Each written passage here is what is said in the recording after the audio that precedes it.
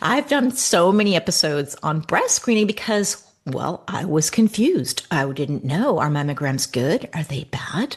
And I've interviewed people who are pro mammogram, anti mammogram. We've talked about MRIs, ultrasounds, aura tear testing, thermography, QT scans.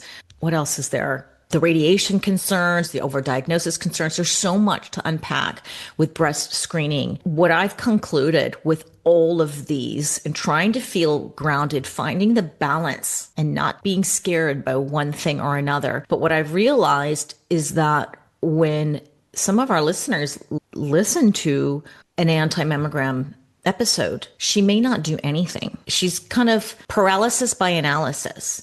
And I think we need to do some kind of breast screening, any kind. I don't care what it is right now at this point, but you cannot just not do anything. And again, this is just my opinion. You do what you want to do.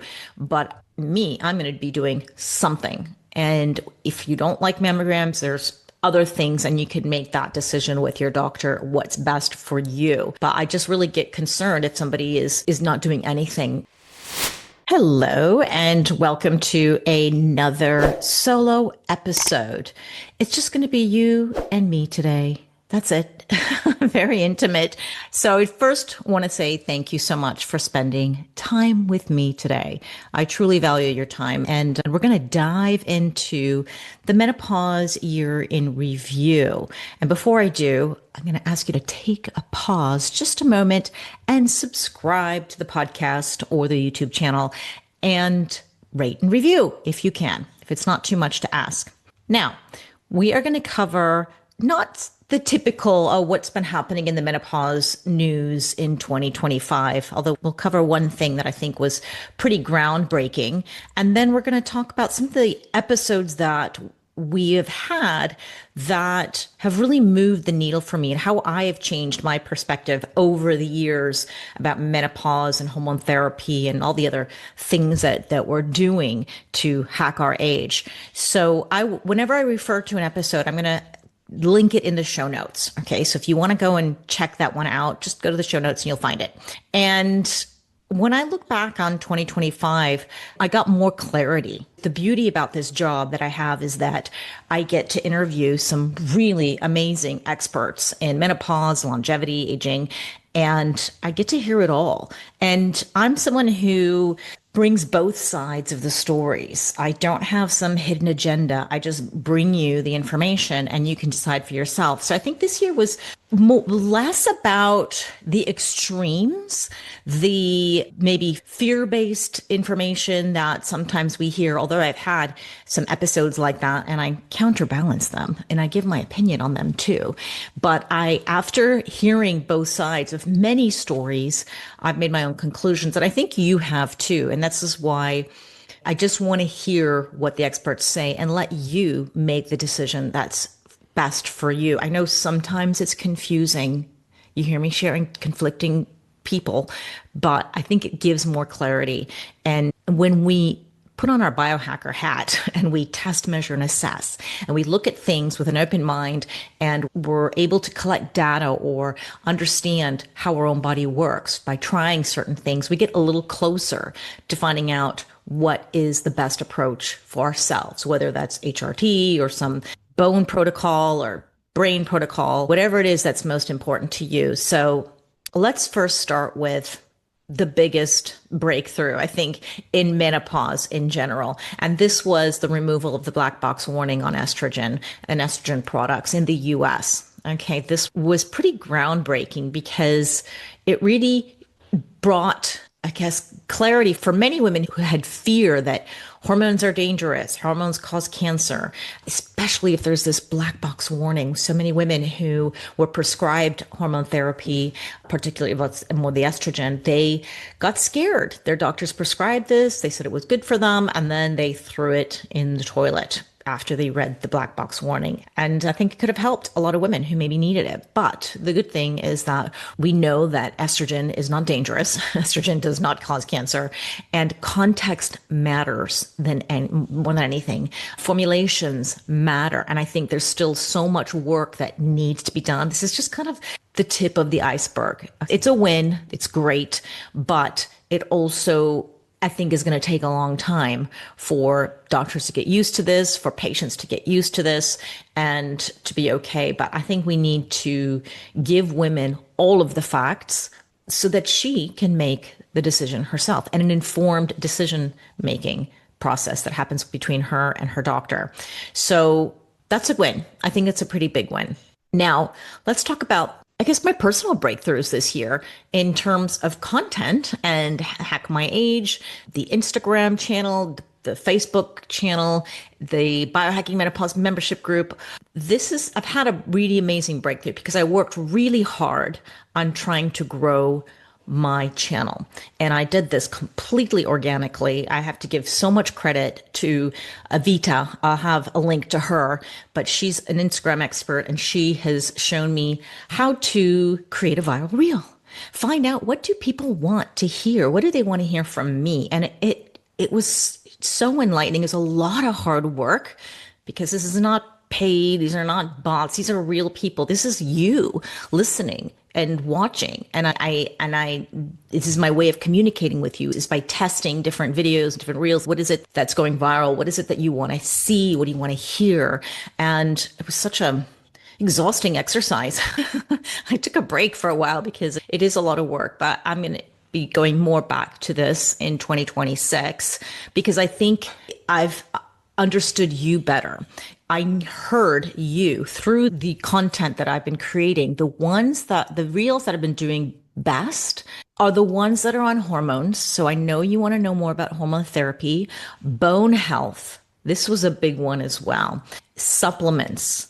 You also want to know about the perimenopause symptoms, those unusual symptoms, because we kind of know about the hot flashes and night sweats and maybe mood swings and poor sleep. But what about the other 100 symptoms of menopause that we didn't know about? And I didn't realize so many women didn't know and still don't know. And those reels do really well. So I'll be pushing out more of that content as well, and brain health.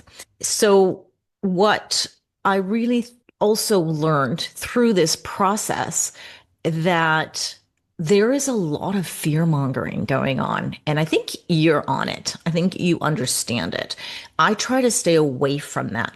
I keep my language very simple because I need people to understand when we start using quote unquote big words or biohacking words, it gets lost or it doesn't translate well. So sometimes it's really hard to convey some information on a 60-second reel. But it's the way we can spread the menopause news, right? What I think is good news, what I think is important to know. And that's why it's so powerful to do that. And then what I try to do is share the podcast so that we can take deeper dives together. So one of the most popular reels that I've made was about bone health. Oh, I also remember that the very first viral reel I made was about testing. So we all want to know what tests should we be doing, not necessarily for menopause, but just aging in general. So those did really well. So I think I'm going to do more content in terms of deeper dives into testing outside of the regular testing. But going back to the bone health, this was a really popular theme in my social media and in my podcasts and in my DMs. People have been sending me messages after these viral reels that, oh, I have osteoporosis or I have osteopenia. What do I do? I'm scared or I don't understand, and just give me a protocol, or what supplements do you take? So I need to get more information there. And so I've done several episodes on bone health already. One of my go-to guests is Dr. Doug Lucas. And we've done so many episodes in the past, but also we have other bone experts coming on. And we talked about bone screening, the DEXA scan, the REM scan, osteopenia, osteoporosis, how to reverse this. Yes, we can reverse this. This is fantastic news. And I also talked a lot about, in terms of bones, I talked a lot about osteoarthritis. Because if you've been following me more than a minute, you know I've had 2 hip replacements, one in 2024, in September, and then 12 weeks later in January, it will be 1 year of my second hip replacement. By the time this episode is released, I haven't even reached 1 year. So the whole year has been about bones and muscle and surgery and recovery and musculoskeletal aging. There's so many episodes on this.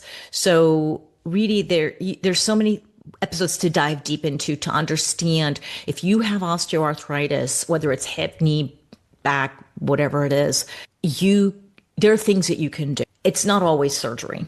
And if you do have surgery, we got solutions in terms of a speedy recovery, like the Wolverine protocol. If you're interested in doing some of these things, there's some basics that absolutely every single person should be focusing on, such as doing their rehab exercises, getting enough protein in, getting their sleep in. And these are just such basic things that so many people still ignore when they are getting a surgery, whether it's a hysterectomy or whether it's a facelift or whether it's total hip replacement. These are basics, but with some of the protocols that I've gathered from all my guests and have tested myself on twice, actually 3 times, because I even had a hernia. That's what happens when you can't exercise for 2 years. So I've had 3 surgeries in 2025, and I learned a lot about recovery, and these methods work. So if you are interested and want to take it next level biohacking style, then we've got episodes for you too. But when it comes to the bone health, I just want to tell you a little bit about what I've learned from all my guests in terms of bone screening. The DEXA scan is the quote unquote gold standard. It's what is most accessible. It's what you can do. It's flawed. There are some problems with it. And if you listen to my episodes, you'll learn why. I'm leaning more towards the REMS scan, REMS. And this is showing you not only bone density, but also bone strength and bone quality. And this is really, in my opinion, more predictive of a bone fracture. Because in the end, I don't care what my score is. I just want to make sure I'm not going to fracture a bone unnecessarily or too early in my age. I want to keep my bones strong. It's the quality that matters. And there's other things. And I also learned that this is just one data point, one thing in terms of bone health. But it's scary. And myself, I had osteopenia. Well, I don't know if I still have it. Who knows? I'm going to be testing actually tomorrow. So I tested with the REM scan, and actually my bone quality is very good. It's very strong. So osteoarthritis is totally different. We're not talking about osteoporosis. We're talking about osteoporosis, not osteoarthritis. They're completely different things. But that really scared me for a while until I learned about the bone quality, and I've got excellent muscle mass. I've got very good metabolic health. The nutrition is there, the exercise is there, the balance is there, the strength is there, the hormones are there. So there are so many things that need to be looked at. So if you're somebody who is worried because you've been told you have osteopenia, but yet you're kind of like doing all the right things, you got to deep dive in a little deeper and see some of the other data points. Okay, so expect a lot more musculoskeletal content in 2026. I'm going to bring you more of that because I believe that muscle is queen. It's your metabolic Spanx. It probably as close to a magic bullet as you can get is building muscle. So the next things that we've covered in 2025 that I really want to talk about is breast screening. Okay. Now, I've done so many episodes on breast screening because, well, I was confused. I didn't know. Are mammograms good? Are they bad? And I've interviewed people who are pro mammogram, anti-mammogram. We've talked about MRIs, ultrasounds, aura tear testing, thermography, QT scans. What else is there? The radiation concerns, the overdiagnosis concerns. There's so much to unpack with breast screening. And what I've concluded with all of these and trying to feel grounded, finding the balance and not being scared by one thing or another. But what I've realized is that when some of our listeners listen to an anti-mammogram episode, she may not do anything. She's kind of paralysis by analysis. And I think we need to do some kind of breast screening, any kind. I don't care what it is right now at this point, but you cannot just not do anything. And again, this is just my opinion. You do what you want to do. But me, I'm going to be doing something. And if you don't like mammograms, there's other things, and you could make that decision with your doctor, what's best for you. But I just really get concerned if somebody is not doing anything. And I personally am leaning more towards I gotta do it all. I've done so many mammograms in my life because my mother died of breast cancer. So, of course, I've been testing since I was in my 20s. Now, is that right? I don't think I should be testing every year since my 20s. It's just my own personal opinion, but I've done many. And so now I'm leaning towards MRIs, ultrasounds, and I'm still, the last mammogram I had, I think was 2 years ago. I'll probably do another one at some point. I just need to really digest what to do and when with my doctor. I'm probably going to be spacing these things out, but I like to look at everything from all angles. And because there's pros and cons with each type of breast screen, but not everybody can do that. And that's what we have to understand. Not everybody has the resources to do it all. And you have to make a choice on what's best for you. And in March 2026, I'll be having a really great episode with Cynthia Thurlow. And she's got a fabulous podcast as well. And she and I had this discussion about how to digest some of this conflicting information, how to make your own decisions when it comes to screening, and how to feel confident and not paralyzed by all the information. So look out for that one. And the next thing we talked a lot about this year was BFR, or blood flow restriction. I am a huge fan of this. If you've been following me for more than a minute, you know I'm always talking about it. I think it's the last maybe 7 years, I don't know, since I discovered BFR, and I've tried all different kinds of systems. Blood flow restriction is just modifying the flow of blood in your body in order to activate growth hormone and get a lot of other benefits in terms of cardiac, brain, blood flow. It's really amazing. It's amazing what the research has been showing with this. And this is nothing new at all, but it seems to be new for a lot of people. And so I've done several episodes already with people now who are not selling bands, because when we get somebody who's selling bands, like, wow, sounds like a miracle. It's always, keep in mind, I mean, I know you guys are really smart. You are on top of it. You can smell a rat from a mile away. So I trust you on that.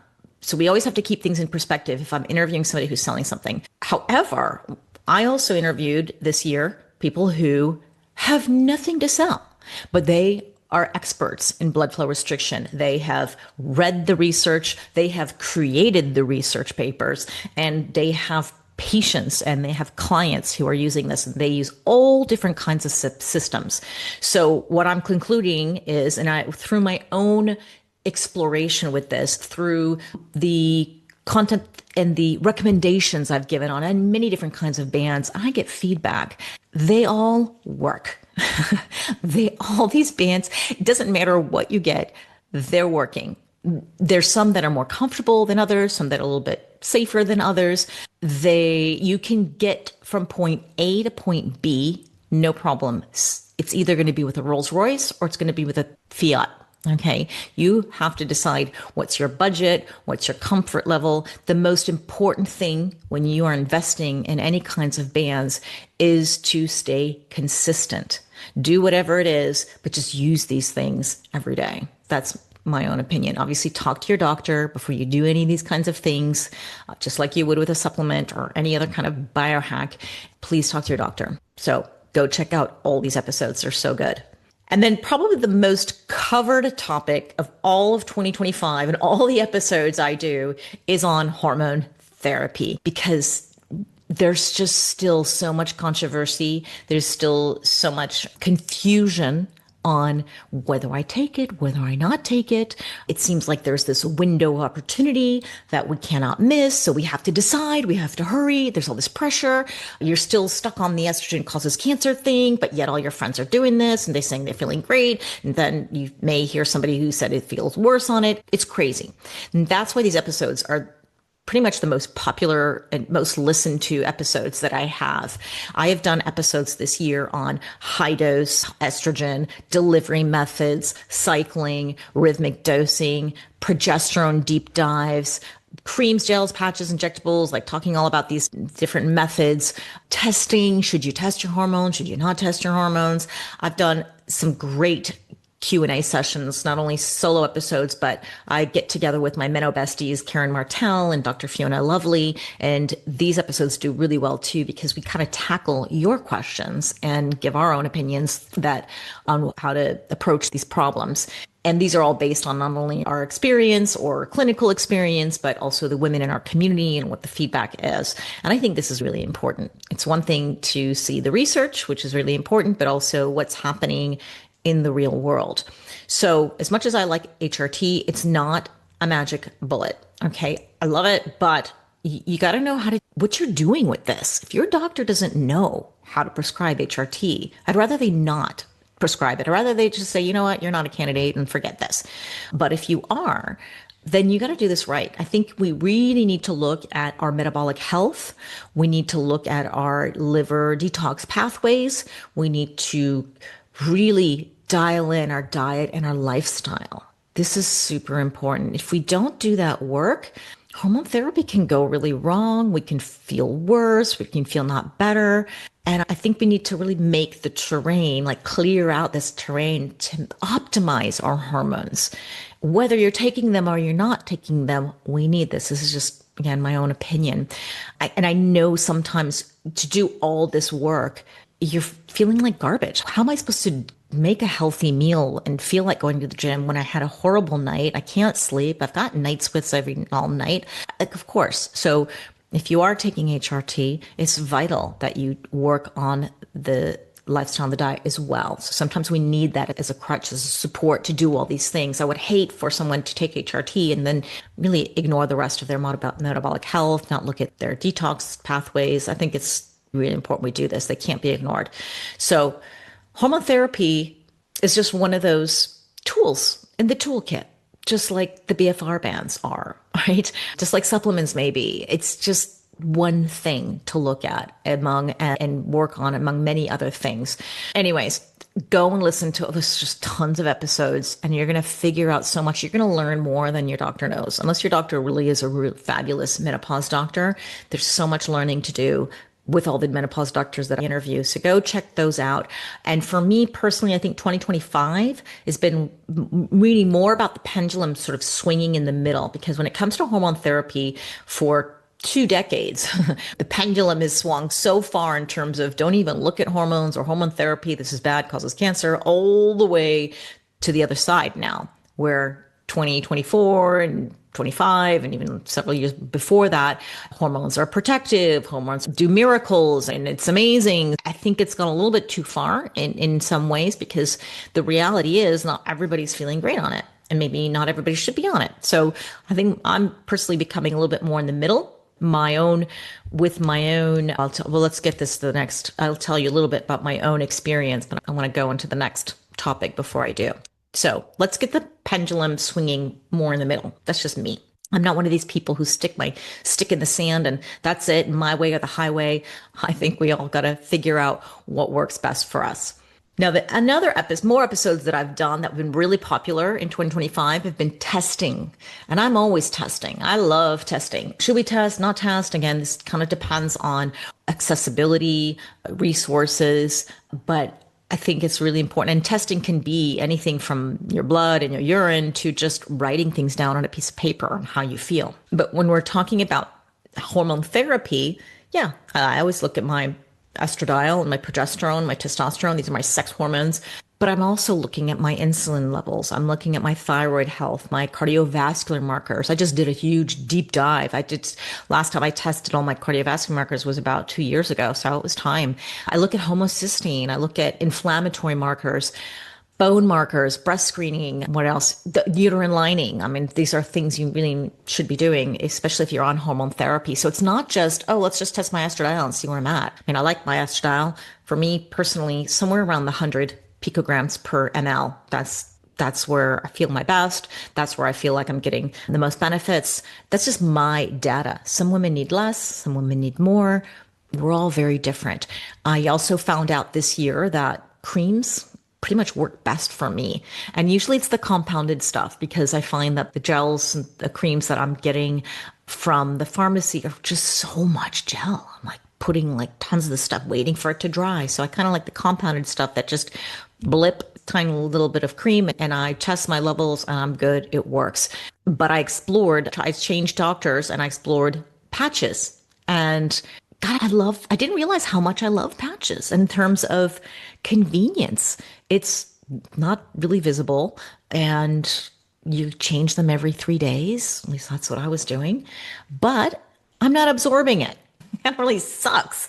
And I tried different levels and doesn't seem to be working for me. But I get now why people love patches and why they're really great and convenient. I didn't have any allergic reactions or anything that bothered me, but doesn't seem to be working. So I'm gonna have to go back to the creams. I also tried sprays. That doesn't really work. I don't absorb that either.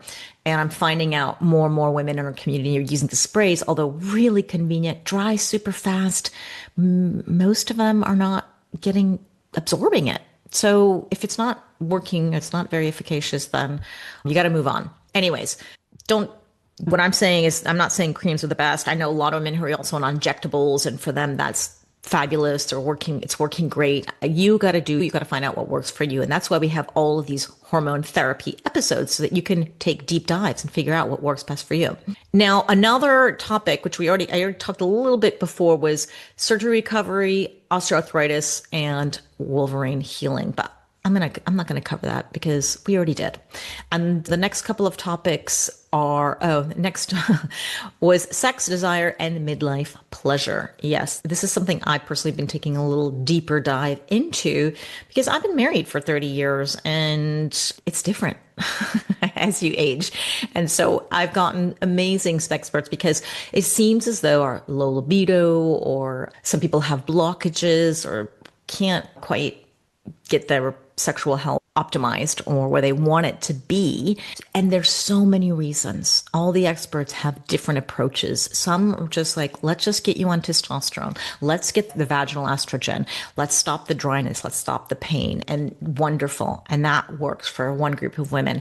Another group of women say, well, then that stuff works. What do I do? Well, is this psychological? Is this sociological? What's wrong with me? There's nothing wrong with you. You're not broken. There's so many reasons why we're changing. So I think it's a matter of finding what is it that is blocking you, or what is it that can enhance your relationships, your connection, your pleasure, whatever it is that you want. That's what's key. And if you don't want anything, that's fine too.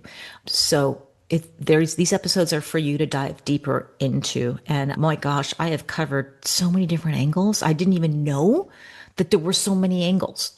I didn't realize this, but I think it's super interesting. And so I'll try to put in the show notes like my favorite episode or two on that, and then you can find all the other ones. But anyways, then there was the fun stuff, like the biohacks and beyond, like the episodes on red light therapy and peptides, hyperbaric oxygen therapy, which is really cool, supplements. There's so much. And this is sort of the middle part of the biohacking pyramid that I always talk about when somebody interviews me on their episodes. So biohacking pyramid is the base, is the stuff we already know. It's the sleep, it's the nutrition, it's the exercise, it's the mindset, it's the stress management and the community, the connection, the purpose in life, like all that stuff is the foundation. And usually most of it is free. Okay. And then we have the middle tier, which you don't really need a doctor for. It's like the supplements, the hyperbarics, the peptides, the red light therapy, and you don't need like a prescription for this. And then the top tier is the stuff you probably need a prescription for, which would be HRT, some peptide therapies, or some kind of regenerative medicine injections, whatever it is. So you need guidance with a doctor with that. So the other episodes that I'm talking about, the fun stuff, is the middle part of the pyramid, which everybody goes to because nobody wants to do the foundation, unfortunately. But we have to. We need that because I find that the middle or the top tier don't work as well if we don't have the foundation. And wrapping this up, I just want to share with you some of our most popular or episodes that I'm proud of. And let's start with the most watched YouTube video is High Dose Estrogen, Good or Bad, with Dr. Felice Gersh. That one had 42,000 views. That's big for me. I know it's not huge, but for me, it's my most viewed video in 2025. And the third, she also, Dr. Felice Gersh got number 3 as well, because she is so good. She's so popular and she explains things really well. So I will have a link to that in the show notes if you're going to go listen to that. And the most listened to podcast episode, because we're not talking about YouTube anymore. Now we're talking about Apple Podcasts or Spotify. This surprised me. I didn't realize how many people listened to it. And it was the Facelift Secrets, Menopause and Aging Gracefully with Dr. Carolyn Chang. And she is oh my gosh, what's the word? She's a plastic surgeon.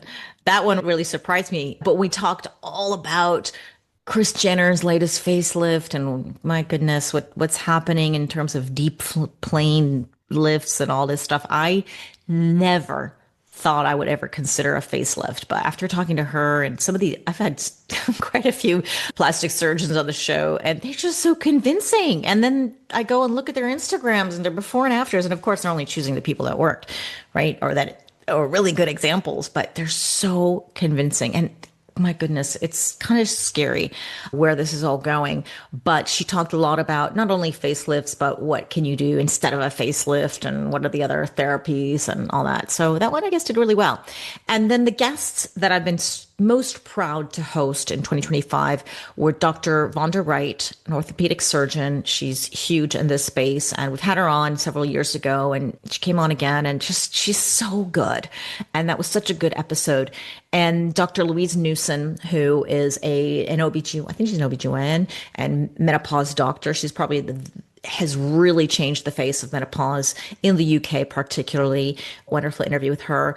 And nutrition researcher, Dr. Michael Greger. He was so fun. He's also pretty big in the nutrition space.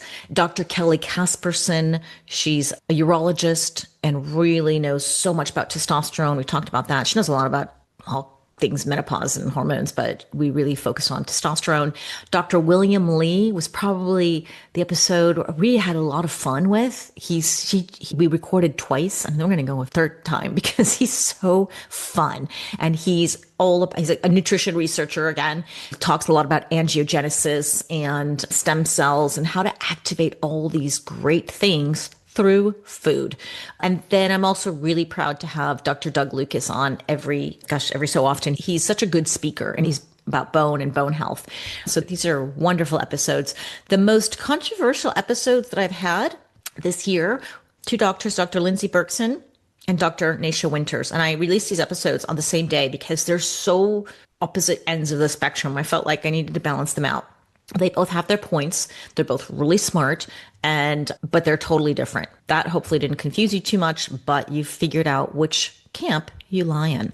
And then the episodes that surprised me personally the most, there were 3 of them. I don't even know which one to choose, but one was NAD supplements and what you need to know before even considering taking NAD. I'm not a fan of taking NAD boosters and injections and all that. And she explains why. And the other one was gray area drinking with Sarah Rusbach. And that I didn't know what gray area drinking was. I didn't realize it was such a problem. And people think either your drinking's out of control or you have it all under control. But there's this gray area. And I think it's really important because I think most women fall under these categories. So if you think you may be, you're not one or the other, you may be gray area, I think you should really listen to that episode. And then the other one was emotional eating with Trisha Nelson. This was something she reached out to me for an episode, and I was like, why? We have women in menopause, like emotional eating and those kind of issues happen when you're in your 20s, right? And she said, nope, most of her clients are in midlife. So this was meant to me, oh my goodness, these women have been struggling for the last 30 years or 40 years. This needs to be addressed. It was something I was completely unaware of, and I really liked that episode too. So I'll have those episodes in the show notes. And then looking ahead to 2026, I am super excited most to interview Dr. Corinne Men, and she's an expert in breast cancer, menopause, and hormone therapy, and she's going to really break down some things in hopefully a balanced way. So we will see that. So anyways, 2025, I think was bringing things back into balance, the pendulum swinging a little bit more in the middle. There's no extremes. I think we need to take everything that we've learned and integrate it, and that's best for us. And yeah, I think there were very powerful episodes, and hopefully you have learned a lot like I have, and finding more balance in your menopause journey. So if you like this episode, let me know. Reach out if you want more of these types of reviews. We don't have to wait till the end of the year if you want. But if you need a little bit of support, if you're a little bit lost, if you're new here, you may want to consider joining our private women's only support group, menopause support group called Biohacking Menopause. A wonderful group of women there. If you like our guests on the podcast, we invite them all for a live Q&A of 60 minutes. So this hour is just for you. Our group is still small, so you get the attention you need. And we have also live Q&As with me. We have functional medicine, in-house functional medicine doctor, Dr. Indra Barthan, who's happy to look at your labs, to give you second opinions on things or give you a little bit of guidance, send you down some rabbit hole. She's wonderful. And we do have a lot of other repeat guests. So please consider joining us in the Biohacking Menopause membership group. I'll have a link to that in the show notes. So thank you so much for spending your time with me today. Happy holidays, whatever it is that you celebrate. And I wish you all the best for 2026.